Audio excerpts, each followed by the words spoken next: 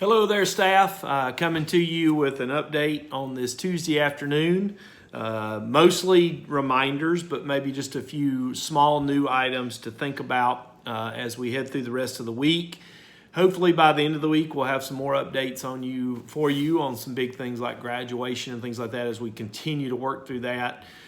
First thing I will say is tomorrow afternoon, Wednesday afternoon, the governor is going to have a press conference. I'm not sure of the exact time off the top of my head right now, but that information should be readily available.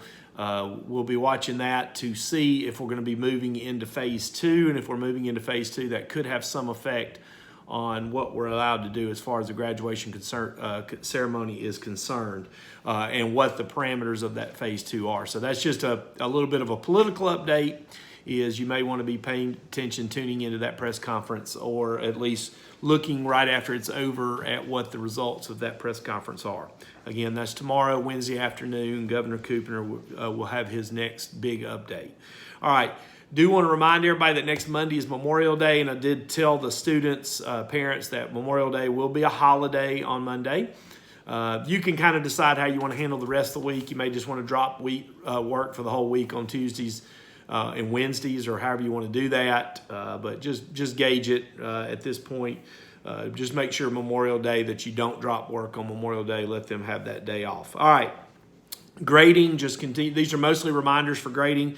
T4, T5, you should see that in PowerSchool clearly now. Those two are going to be averaged, and they should be coming up in the F1 category right now as the average. So that helps you kind of gauge what's happening with your students. The C19 category is there, but we're not 100% what's going to happen with that just yet. So I use that terminology first. Ms. Bunn's not 100% sure what's happening with that. You'll get a lot more instructions from us. But right now you're watching that T4, T5. F1 is the average. At the end of the semester, we're going to need teacher help with sort of 2 steps. And I've said this to you before, but I'm just going to keep saying it to you again so when we get closer to the time, you're really adept at what we're going to be asking you to do. We're going to be asking you to help us decide whether or not the T4 or the average of T4 and T5 is the numerical average that the student will finish with. So that's going to be the first thing. If what they've done in T5 has improved them, you're going to show with a better average. That should already be there in F1. If not, because they haven't participated or just haven't participated fully, you'll be helping us revert back to the T4 grade. So that's the first step we're going to need to help teachers with. And the next big step we're going to need help with is deciding whether or not that numerical average or a PC19 code is going to be better for them. Ms. Bunn, Ms. Kiker, and I have been working on a document to try to help you with this. That'll make this process pretty straightforward for you. But as I said in my last video, that we got 900 students with 4 classes apiece. It's 3,600 data points. That's going to be really challenging to touch unless we have some help with it. So we'll have all that laid out. You'll get a document. It'll have the student's GPA from the end of first semester and a guide to whether or not they should take the numerical average of the PC19 code. So just stand by for that, but know we're going to need help with that. So with that said, what I'm going to suggest to everyone, and if you're looking at a calendar, you can see this, we're going to ask that you think about ending all new learning, new assignments, by Friday, June 5th. We think that's the best time to stop new learning. So the next week, we'll still have some days of school, but you can use those as review days or as days where students are allowed to make up work that they've missed if they want to do that. Okay. The reason that is because on that Monday, June 8th, even though we're supposed to have 2 more days of school going there, we're going to need your help with these processes that I just described, and you're going to need time to do that. So we're going to try to carve that time out for you by suggesting that you not be dropping new work for students on those last couple of days. I know we've had the discussions about final exams and final projects. I'd be very careful with giving out too much stuff right there at the end that students will have to do and get back to you because you're going to want to be able to wrap that up. When you've got them in class for a final exam, that's fine. I'm not telling you don't do a final type assignment. I would just get it assigned to them that week before so that they have time to get it to you and some time to make it up on those first couple days next week, giving you time to do these other processes so that you're not overwhelmed right then. Because you know how that goes at the end, especially with seniors. There'll be a lot of pressure to get things done so that we can be making decisions on graduation and getting students ready to go for that. So really important. Remember, they'll go with the WC19 code if they fail. So hopefully we've worked on seniors as hard as we can. We've got very few of those. But underclassmen, if they were failing at T4 and just haven't participated, we're going to use the WC19 code, and then we'll have to get them back into that class in the fall. All right. Let's see. The Legacy Ride, just want to remind you of that. That's June 2nd. Tuesday, June 2nd is the Legacy Ride. We've got plans for how we're going to do that and have social distancing in place for any staff member who wants to show up. That event will be closed to the public. It will be a staff and student, Forest Hill staff and student and family event only. You're encouraged to bring your family and help you cheer on the seniors as they make their Legacy Ride, or if you're a helper for that event.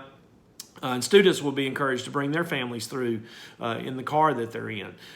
So it'll be staff, student, family event. We're not opening it up to the public. So we'll advertise it some, but won't really be like a huge social media push. We'll push it more to the seniors, and then of course we'll advertise it afterwards on social media. All right, participation tracking this week. You may be asking, are we continuing that? We are. I'm going to send you this link in an email, and in that email, we'll have a link to the new tracking form for week 5, and we'll be tracking that the same way we have the last 2 weeks, which is students who have completed assignments and received feedback from you in the coming week. Our numbers were down a little bit last week, but they stayed pretty flat, which kind of indicates to me we probably have the group of students who are participating at this point, and they're going to keep participating. And we probably won't lose many more as we go along. The ones we've lost already, we're probably going to have a hard time getting them back. I realize that. So our numbers in relation to other schools in Union County look pretty good. Our students are participating at a pretty good rate. We're sitting at somewhere in the neighborhood of 65 to 70% of our students who are still engaged with us and doing work and getting feedback from us. So I'm proud of that. That's great. Not proud of it like I want to keep doing this. I mean, we need to get back in school. We need our students back in their seats. We would not be anywhere happy with 65 to 70% success rate if we were in school live right now. But I am proud of the fact that we've gotten there. I don't want to make anybody feel like you haven't done the best you can. I know you have, and I appreciate that. All right, on the 27th, so tomorrow's the 20th. Tomorrow we're going to try to get the rest of the seniors their cap and gowns, and we're going to try to get them, do another Tech Wednesday tomorrow, the 20th. But on the 27th, we're going to add a new layer. On the 27th, we're going to do a big push to get kids to turn in items they need to turn in. So we're thinking ROTC uniforms, athletic uniforms, library books. I've heard from Mr. Reap that I think he's planning on being there, and he's telling his students to bring their AMSCO books back from APUS. You may have other items like that you need your students or your club or your activity, whatever, to turn in because they have those items out. That day, the 27th, is a great day to advertise that to your students, encourage them to bring them back, and then you come and be the collector of those items if you like. We'll be set up down the front of the school somehow. Don't know exactly how we'll do that yet, but we'll just set up down through there. It'll be a drive-up event. Students will drive up. They'll get their yearbook, which will be the primary thing they're coming for. That's going to be the most exciting. But then they'll also have, after they've picked up their yearbook, stations to drop off other things down the line. So if you would like to participate in that because you have items that you would like students to return, then by all means advertise it to your students. Show up that day. We'll get you a space to set up for students to see you and drop those items off. All right, and again, that's the 27th, not tomorrow. Tomorrow we're going to concentrate on getting seniors the last seniors their cap and gowns. All right.